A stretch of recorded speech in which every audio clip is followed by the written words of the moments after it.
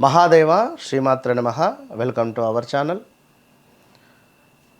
భగవంతునికి ఏ నైవేద్యం పెడితే మనకు ఎలాంటి ఫలితాలు కలుగుతాయి అనేటువంటిది 1 మినిట్లో చూద్దాం.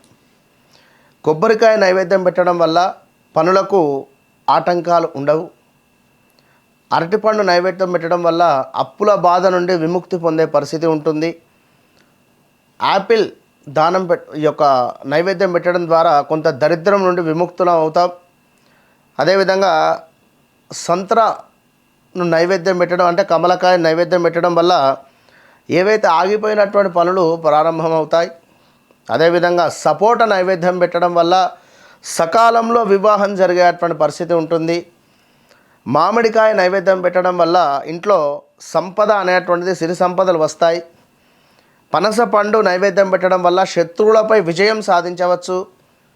నేరేడు పండు నైవేద్యం పెట్టడం వల్ల శనిదేవుని యొక్క అనుగ్రహాన్ని పొందేటువంటి పరిస్థితి ఉంటుంది. శనిదేవుని యొక్క సమస్యల నుండి విముక్తి పొందుతారు. All the best.